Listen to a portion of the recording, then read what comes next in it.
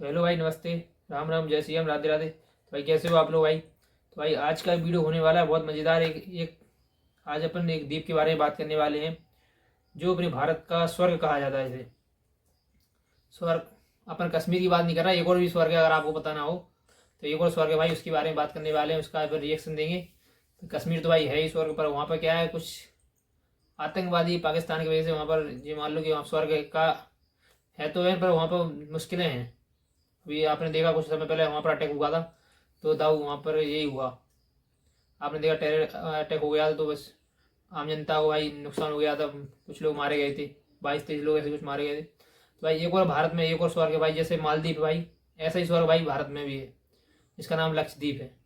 तो अपने जो भारत के भाई नीचे साइड हिस्से में, जो समुद्र की साइड में, जो कई द्वीपों को मिलाकर एक द्वीप बनाया है जिसका लक्षद्वीप है, जिसकी राजधानी कवरस्ती ऐसे कुछ नाम है, कवरस्ती उसकी राजधानी है। तो आज उसके बारे में वीडियो देखेंगे। वीडियो को आप लोग देखना, एंजॉय करना, फिर बताना कैसा रिएक्शन है। तो आप लोग फिर देखना, जिसको जाना हो भाई। तो अपन वीडियो स्टार्ट करेंगे, सभी लोग वीडियो को देखना, बताना। तो वीडियो को स्टार्ट करते हैं, 1 2 3। दोस्तों आज हम बात करने वाले हैं भारत के एक ऐसे आइलैंड के बारे में जो देता है सीधे मालदीव्स को टक्कर। मालदीव से कई गुना बेहतर है और सुंदर है ये आइलैंड। सफेद रेत, हरे भरे नारियल के पेड़, शांत वातावरण और चारों ओर फैला विशाल नीला समुद्र इस जगह की खूबसूरती को और भी ज्यादा निखार देता है। हमारे इतने कहने से आप समझ गए होंगे कि हम बात कर रहे हैं लक्षद्वीप की। तो चलिए फिर देरी न करते हुए जानते हैं लक्षद्वीप को थोड़ा करीब से। बट वीडियो को स्टार्ट करने से पहले अगर आप हमारे चैनल पर पहली बार विजिट कर रहे हैं तो प्लीज सब्सक्राइब करके बेल आइकॉन प्रेस कर लेना। दोस्तों पिछले कुछ दिनों से लक्षद्वीप और मालदीव्स को लेकर खबरों का जो बाजार है वो गर्म है। पीएम नरेंद्र मोदी जी हाल ही में लक्षद्वीप के दौरे पे गए थे, जहां पर उन्होंने स्नॉर्कलिंग भी की और सभी इंडियंस की अपील की कि वो भी लक्षद्वीप आइलैंड पर घूमने के लिए आए। बस मोदी जी की इतनी सी बात से मालदीव्स के नेता भाई पूरी तरह से किलस गए। दोस्तों फिर क्या था, मालदीव्स और लक्षद्वीप के बीच हो गया विवाद। इस खबर के अंदर डिटेलिंग करते हुए मैं आपको बता दूं, लक्षद्वीप कई सारी चीजों के लिए फेमस है। आप जानते हैं लक्षद्वीप में महिलाओं के बजाय पुरुषों की विदाई की जाती है और यहाँ शादी के बाद पुरुष अपनी पत्नी का लड़कियों की विदाई हो रही। जी हाँ, आप सही सुन रहे हैं। ये एक ऐसी जगह है जिसे पाकिस्तान ने अपने कब्जे में करने की कोशिश की, लेकिन सरदार वल्लभ भाई पटेल जी के आगे पाकिस्तान की भाई एक भी ना चली। और ये कोई मामूली आइलैंड नहीं है बॉस, बल्कि मूंगा चट्टानों पर बना हुआ है। और भी कई ऐसी बातें हैं जो लक्षद्वीप को अन्य आइलैंड से अलग बनाती है। इस वीडियो को देखने के बाद यकीनन आप भी लक्षद्वीप घूमने के लिए उत्साहित हो जाएंगे। दोस्तों लक्षद्वीप भारत का सबसे छोटा केंद्र शासित प्रदेश है, जिसका कुल मात्र 32 स्क्वायर किलोमीटर का है। यानी 32 किलोमीटर पैदल ही पूरा द्वीप घूम सकते हैं। लक्षद्वीप संस्कृत और मलयालम भाषा से लिया गया एक शब्द है जिसका मतलब होता है 1 लाख द्वीप। यानी ये आइलैंड कई सारे द्वीपों से मिलकर बना है। यहाँ पे असल में 36 आइलैंड्स का एक समूह है, लेकिन इनमें से सिर्फ 10 आइलैंड पे ही लोग रहते हैं और अन्य आइलैंड्स पूरी तरह से वीरान पड़े हुए हैं। प्रदेश की आबादी 66,000 के आसपास है और अधिकतर आबादी इस्लाम धर्म को मानती है। करीब 96.58% लोग यहाँ इस्लाम धर्म को मानने वाले हैं। यहाँ पर सबसे ज्यादा बोली जाने वाली भाषा मलयालम है। लक्षद्वीप का इतिहास हजारों साल पुराना माना जाता है। 3000 साल पहले से भी अधिक समय से लोग यहाँ पर रह रहे हैं। राजा चेरमन पेरुमल को आधिकारिक तौर पर इस आइलैंड को बसाने का क्रेडिट दिया जाता है। एक समय पर यहाँ पर हिंदू और बुद्धिस्ट राजाओं का वर्चस्व हुआ करता था। 7वीं सेंचुरी में एक सूफी संत यहाँ पे आए और पहली बार इस्लाम धर्म का यहाँ पे आगमन हुआ। लेकिन इसके बाद भी दोस्तों इस आइलैंड पर हिंदू राजाओं ने ही शासन किया। 12वीं शताब्दी के बाद बौद्ध धर्म यहाँ पर फैलना शुरू हुआ। पुर्तगालियों से लेकर मुगलों तक ने इस आइलैंड पर अपना कब्जा किया। टीपू सुल्तान ने भी इसे अपने साम्राज्य में शामिल किया था। यह आइलैंड समुद्री व्यापार मार्ग के बीच में आता था और अरब व्यापारियों का यहाँ पर आना जाना लगा रहता था। उन अरब व्यापारियों के कारण ही यहाँ पर इस्लाम धर्म का प्रचार प्रसार किया गया। टीपू सुल्तान की मौत के बाद को अंग्रेजों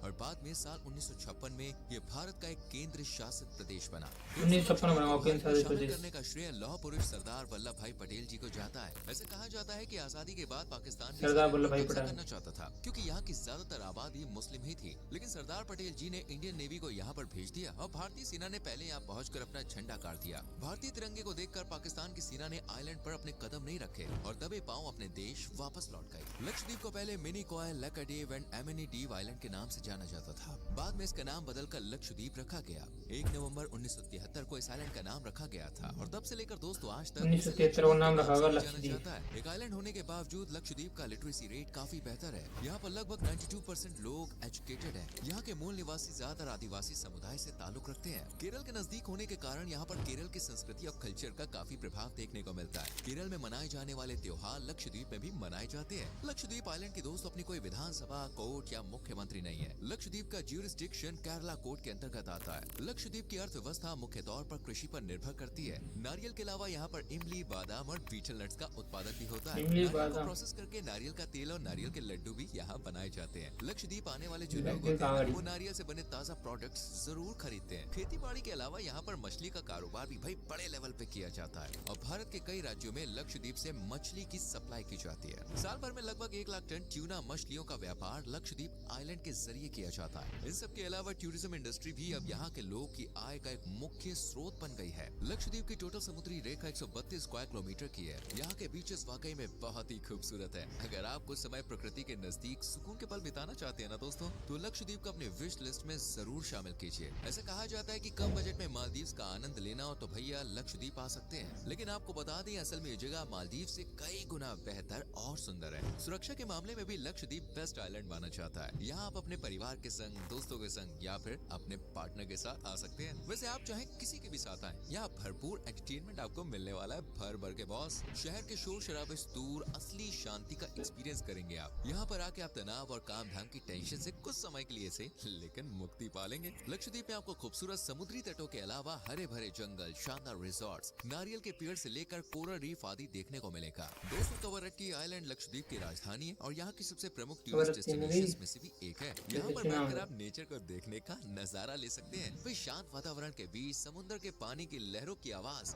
आपको एक अलग ही दुनिया में होने का एहसास कराएगी। चारों तरफ यहाँ पर खूबसूरत नारियल के पेड़ देखने को मिलेंगे। यानी अगर मन को अच्छे से शांत करना है ना, तो 1 या 2 दिन सिर्फ कवरत्ती आइलैंड पर बिताए जा सकते हैं। लक्षद्वीप में दोस्तों कई प्रकार के स्पोर्ट्स एडवेंचर का आप मजा ले सकते हैं। यहाँ की स्कूबा डाइविंग आपको जरूर पसंद आएगी। बिल्कुल साफ पानी के अंदर आपको बाहर से ही मछलियाँ तैरती हुई नजर आ जाएंगी। उन्हें और नजदीक से देखने के लिए स्कूबा डाइविंग की मदद ली जा सकती है, जिसमें समुद्र के नीचे की खूबसूरती आपको पूरी तरह से बॉस मोहित कर देगी। यहाँ पर कोरल रीफ का सुंदर नजारा भी आपको देखने को मिलेगा। साथ ही कई खूबसूरत मछलियों को लेकर समुद्री जीवों को उनके नेचुरल हैबिटेट में देखने का एक्सपीरियंस बिल्कुल ही अलग होगा। इसके अलावा यहाँ पर kite flying, boating, kayaking, paragliding, fishing जैसे कई एडवेंचरस एक्टिविटीज का आप आनंद ले सकते हैं। हाल ही में नरेंद्र मोदी जी ने लक्षद्वीप आइलैंड पहुंचकर स्नॉर्कलिंग का आनंद लिया। स्नॉर्कलिंग और स्कूबा डाइविंग में देखिए डिफरेंस होता है। स्नॉर्कलिंग में व्यक्ति पानी के अंदर न जाकर ऊपर सतह पर ही रहता है और एक पाइप की मदद से सांस लेता है। इसके जरिए भी समुद्र के अंदर के खूबसूरत नजारे देखे जा सकते हैं। जैसे ही मोदी जी ने लक्षद्वीप को प्रमोट किया ना, भाई मालदीव के नेताओं के तो तन बदन में मिर्ची वाली आग लग गई। एकदम मानो धुआं धुआं हो गए। असल में उन्हें ये डर सताने लगा कि कहीं लोग मालदीव से ज्यादा लक्षद्वीप जाना पसंद ना करें, और अगर ऐसा हुआ तो मालदीव बर्बादी की कगार पे पहुंच जाएगा, क्योंकि मालदीव की 30% जीडीपी सिर्फ टूरिज्म पर ही आधारित है और उनमें से सबसे बड़ा आंकड़ा इंडियंस का ही है। मोदी जी की लक्षद्वीप यात्रा का कुछ मालदीव के नेताओं ने विरोध किया तो उन्हें जमकर खरी खोटी सुनने को मिली। सोशल मीडिया पर बॉयकॉट मालदीव्स इस कदर भाई साहब ट्रेंड हुआ ना कि 2 दिन में ही मालदीव्स को उसकी औकात नजर आ गई और अब वहाँ के नेता और सरकार भारत से हाथ जोड़कर माफी मांगने में मजबूर है कि भैया गलती हो गई, माफ कर दो, दोबारा नहीं करेंगे। आपको बता दें कि शुक्रवार के दिन छुट्टी मनाई जाती थी, क्योंकि शुक्रवार यानी जुम्मा इस्लाम धर्म में काफी अहमियत रखता है। लेकिन कुछ समय पहले ही देश और दुनिया के कुछ हिस्सों की तरह ही यहाँ पर हॉलिडे फ्राइडे की जगह संडे कर दिया गया। लक्षद्वीप में नियम है कि कोई भी बाहर का व्यक्ति यहाँ पर आकर जमीन नहीं खरीद सकता है। यहाँ पर वैसे तो कई आइलैंड्स हैं, लेकिन दोस्तों बंगाराम द्वीप के अलावा अन्य किसी भी आइलैंड पर शराब पीना बॉस बैंड है, कोई ऐसा काम नहीं कर सकता वहाँ। अगर आप भारतीय हैं तो लक्षद्वीप के किसी भी आइलैंड पर घूमने जा सकते हैं, लेकिन विदेशी सैलानियों को यहाँ सिर्फ 3 द्वीपों पर जाने की परमिशन होती है। वैसे भारत सहित दुनिया भर में शादी के बाद लड़की के माता पिता अपनी बेटी की विदाई करते हैं, है कि नहीं, और फिर उसे पूरी जिंदगी अपने पति के घर पे ही बितानी होती है। लेकिन लक्षद्वीप में ये रिवाज नहीं है। यहाँ पर शादी के बाद लड़का अपने ससुराल जाता है और घर जमाई बन के रहता है। तो लड़कियों की मेरे ख्याल से ये जगह फेवरेट हो सकती है। चलिए अब आपको लक्षद्वीप की उन जगहों के बारे में बता देते हैं जहाँ पर आप घूमने के लिए जा सकते हैं। अगर आप समुद्री मार्ग से लक्षद्वीप जा रहे हैं तो आप सबसे पहले अगस्ती आइलैंड पे ही कदम रखेंगे। ये आप चंद घंटे में पैदल ही घूम सकते हैं। इसके बाद आप मिनिकॉय आइलैंड जा सकते हैं, जो लक्षद्वीप का प्रमुख आइलैंड है। इस आइलैंड का मुख्य आकर्षण का केंद्र बॉस एक लाइट हाउस है, जिसकी स्थापना हुई थी 1885 में। इस लाइट हाउस के टॉप से आप पूरे लक्षद्वीप का खूबसूरत नजारा देख सकते हैं। मिनिकॉय आइलैंड को लक्षद्वीप की लोकल लैंग्वेज में मलिकू भी कहा जाता है। ये पूरे आइलैंड का दूसरा सबसे बड़ा द्वीप भी है। यहाँ पर सफेद रेत के बीच आप जम के मौज मस्ती कर सकते हैं। वैसे तो लक्षद्वीप के सभी आइलैंड्स पर सनसेट और सनराइज का खूबसूरत नजारा देखा जा सकता है, लेकिन जो बात बंगाराम आइलैंड की है ना, वो अन्य किसी आइलैंड की नहीं है। पूरे लक्षद्वीप में सबसे खूबसूरत सूर्योदय और सूर्यास्त का नजारा आपको इसी आइलैंड पर देखने को मिलेगा। साथ ही यहाँ पर स्कूबा डाइविंग के साथ साथ डॉल्फिन्स और अन्य मछलियों के साथ तैरने का मौका भी आपको मिलेगा। वाटर स्पोर्ट्स और एडवेंचर एक्टिविटीज का भरपूर आनंद लेना चाहते आते हैं तो कल्पेनी आइलैंड और कदमत आइलैंड को अपनी विश लिस्ट में जरूर शामिल कीजिए। लक्षद्वीप के लोग की दरिया दिली भी बॉस आपका दिल जीत लेगी। यहाँ के लोग मेहमान नवाजी में आय हाय बड़े माहिर होते हैं। भारतीय परंपरा के अनुसार यहाँ पर सैलानियों का स्वागत किया जाता है। यहाँ का खान पान भी भैया बड़ा कमाल का है। मासू कबाब, octopus fry, fish tikka, fish pakora, appam जैसी डिश आप जरूर ट्राई कीजिए। यहाँ का सी फूड बेस्ट माना जाता है। साथ ही साउथ इंडियन फूड भी आपको आसानी से मिल जाता है। दोस्तों लक्षद्वीप क्योंकि भारत का ही एक हिस्सा है, इसलिए यहाँ जाने के लिए किसी भी प्रकार की देखिए वीजा की जरूरत कुछ नहीं लगा इस आइलैंड पर घूमने का खर्चा सिर्फ 50,000 रूपए प्रति व्यक्ति आएगा। कम खर्च और डॉक्यूमेंटेशन प्रोसेस के आप आसानी से लक्षद्वीप घूम सकते हैं। इसलिए कुछ लोग मालदीव्स की बजाय यहाँ घूमना ज्यादा पसंद करते हैं। कोची से लक्षद्वीप की दूरी सिर्फ 400 किलोमीटर है और अगर आपको इस सफर का आनंद लेना है तो यहाँ एक बार शिप राइड से आए। यकीनन ये सफर आप जिंदगी भर भूल नहीं पाएंगे। लक्षद्वीप तक आप समुद्री मार्ग या फिर हवाई मार्ग के जरिए पहुँच सकते हैं। भारत के सभी प्रमुख शहरों से अगट्टी एयरपोर्ट तक सीधी फ्लाइट आपको मिल जाएगी। सबसे ज्यादा उड़ान यहाँ केरल के कोची शहर से आती है। हर साल करीब 30 से 40 हजार सैलानी यहाँ घूमने के लिए आते हैं, जो कि एक टूरिस्ट प्लेस के हिसाब से काफी कम है। अगर इंडियन गवर्नमेंट को यहाँ सैलानियों की संख्या बढ़ानी है तो यहाँ फ्लाइट्स और अन्य शहरों से कनेक्टिविटी बढ़ानी होगी। साथ ही यहाँ पर पीने के पानी की अच्छी व्यवस्था भी करनी होगी। यहाँ पर साफ पानी की देखिए थोड़ी किल्लत देखने को मिलती है। हालांकि मालदीव्स के साथ चल रहे कॉन्फ्लिक्ट के बाद इजराइल ने लक्षद्वीप में एक डिसैलिनेशन प्लांट लगाने का ऐलान किया है, जिससे यहाँ पर साफ पानी की कोई कमी नहीं होगी। तो दोस्तों ये था भारत का एक खूबसूरत केंद्र शासित प्रदेश लक्षद्वीप। उम्मीद करते हैं वीडियो आपको पसंद आई होगी। वैसे कि आप कभी लक्षद्वीप गए? अगर हाँ तो अपना एक्सपीरियंस जरूर शेयर कीजिएगा। साथ ही वीडियो को लाइक और शेयर करके चैनल को सब्सक्राइब करना ना भूलें। मिलते हैं मेरी चैनल की वीडियो में। Bye bye, take care. Lakshadweep भाई तो देख लो लक्षद्वीप की वीडियो। भाई सब लक्षद्वीप अपने वीडियो देखा रिएक्शन, आप बताओ भाई कैसा लगा। लक्षद्वीप भाई हमने बोला भारत का एक कुछ टापुओं को मिला के बनाया है। समुद्र के बीच में टापू है जो केंद्र शासित प्रदेश है। वो काबरस्ती और मिनिकॉय आइलैंड जी भाई मेन आइलैंड है वहाँ पर, और अपन वहाँ पर बड़ी अच्छे से रह सकते हैं। और ये मालदीव से बेटर है। पर यहाँ पर क्या है अभी टूरिस्ट अपने ज़्यादातर जाते नहीं घूमने के लिए सैलानी, क्योंकि सभी लोग मालदीव जाना आ जाते थे। क्योंकि वो जब से वो एक बार कंट्रोवर्सी हो गई थी, मालदीव ने कुछ बोल दिया था, कुछ हो गया था, तो नरेंद्र मोदी जी वहाँ पर 2021 में एक दो साल हो गए हैं। नरेंद्र मोदी जी मालदीव को प्रमोट किया, अपने भारतीय अपने जो नागरिकों को बोला कि यहाँ पर मालदीव घूमने के लिए आओ। तब से भाई मालदीव ने फिर माफ़ी मांगी थी। मालदीव की सरकार ने इस पहले साफ मना कर दिया था, हम माफ़ी नहीं मांगेंगे, ऐसा कुछ बोल दिया था उन्होंने। तो फिर हम अपने नरेंद्र मोदी वहाँ पर सपोर्ट किया मालदीव को, सॉरी अपने लक्षद्वीप को।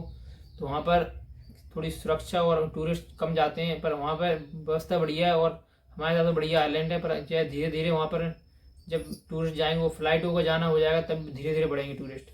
और अपना ये साउथ इंडियन के वहाँ के जो नागरिक हैं, और वहाँ पर मुस्लिम आबादी ज़्यादा है। लगभग 35 किलोमीटर में फैला है अपना आइलैंड जी लक्षद्वीप 35 किलोमीटर में फैला है। और वहाँ पर अपन स्पोर्ट एक्टिविटी भी कर सकते हैं, स्कूल ड्राइविंग कर सकते हैं और भी कर सकते हैं खेलने की, और वाटर स्पिनिंग। और क्या होती है वो 1885 में एक लाइट हाउस बना था वहाँ पर। हाँ मिनिकॉय आइलैंड में 1885 में लाइट हाउस बना, तो वहाँ पे भाई तो सभी लोग देखा है आपने। वीडियो देख के आपको कैसा लगा आप बताइए। हमें भाई बहुत अच्छा लगा। और यहाँ पर जाने के लिए 2 मार्ग हैं, एक हवाई यात्रा से जा सकते हैं अपन, या शिप से जा सकते शिप से। तो शिप भाई साहब वहाँ से जाती है जो अपने तमिलनाडु के कोची शहर है, वहाँ से जाती है भाई शिप। लगभग एक व्यक्ति की खर्चा लगभग कम से कम 40 से 50 हज़ार आता है एक व्यक्ति का, प्रति व्यक्ति का। और फ्लाइट से भी जा सकते हैं, कोची शहर से फ्लाइट मिल जाएगी, वहीं से जाना जाती है, और तमिलनाडु के वहाँ शहर से। और ज़्यादातर वहाँ पर खेती होती है कुछ, और नारियल, और वहाँ पर फिशिंग का उत्पादन होता है। मतलब वहाँ पर ज़्यादा से सप्लाई वहीं से होती है लक्षद्वीप से। और साउथ इंडियन की वहाँ बंगाली भाषा, कौन बंगाली भाषा बताई थी? बंगाली नहीं बताई थी, मलयालम वहाँ पर भाषा बोली जाती है, क्योंकि वो साउथ में तमिलनाडु में वही भाषा है, इसलिए वहाँ पे बोली जाती है। और ज़्यादा वहाँ पर मुस्लिम आबादी है कम से कम, और लगभग उसमें 60,000 जनता रहती है। 60,000 तो रहती है, इतनी जनता रहती है। तो भाई सभी लोग वीडियो कैसा लगा, वीडियो को लाइक करें, वीडियो शेयर करें, चैनल को सब्सक्राइब करें आप लोग। और जो अगर किसी ने घूमा लक्षद्वीप गया है तो अपना कमेंट करके जरूर बताएं। अगर किसी ने देखा ही गया हो तो, और नहीं गया हो तो भाई जरूर जाएं, एक बार ट्राई करें देखना। ठीक है, धन्यवाद।